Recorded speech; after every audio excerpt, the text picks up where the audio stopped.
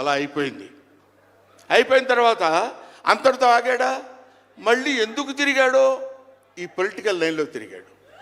ఇది ఆయన చేసుకుంది కాదు, ఇది ఒక డెస్టినీ ఆయన నడిపిస్తుంది.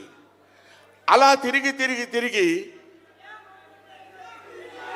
లేచిన కెరటం గొప్పది కాదు, పడి లేచిన కెరటం గొప్పది. ఎంతమంది ఎన్నైనా అనుకోనివ్వండి, సముద్రం అంతా ఒకసారి ఎదురొచ్చి గుండెల మీద కొట్టినా సరే స్ట్రైట్గా నిలబడి చెప్పగలిగినటువంటి ఏకైక వ్యక్తి మా పవన్ కళ్యాణ్. ఆ రాయి అలా నిలబడి ఉంటుందంతే, సముద్రం వచ్చి గుద్దుకొని వెనక్కి వెళ్ళిపోవాలి తప్ప అది కదలదు.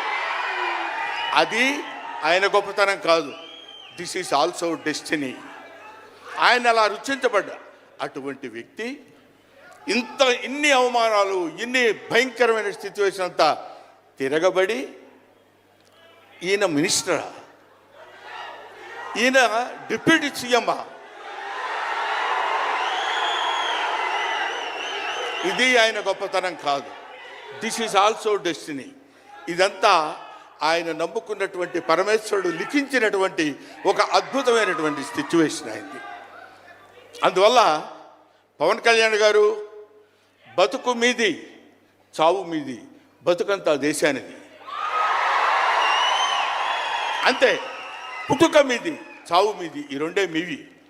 అలాగా తన ఎందుకండి ఆయనకి మేము ఎన్నోసార్లు చెప్పాం, మమ్మల్ని మామూలుగా నేను పెద్దవాడిని కాబట్టి డైరెక్ట్గా తిట్టలేక చిన్న మందలింపించినది. ఎందుకంటే మనకి ఆ రాజకీయాలండి ఎందుకండి నో. ఎప్పుడైతే మూర్ఖత్వం అనే పదం మనం వాడతాం, కానీ మూర్ఖత్వానికి ఇంకో పదం ఏంటంటే పట్టుదల. పట్టుదల ఉంటే ఏదైనా చేయగలం. నువ్వు నా దగ్గరికి రావద్దు సుమా, వెళ్ళు. పట్టుదల ఉంటే మనం ఏమైనా చేయగలం అని చెప్పడానికి మహానుభావుడు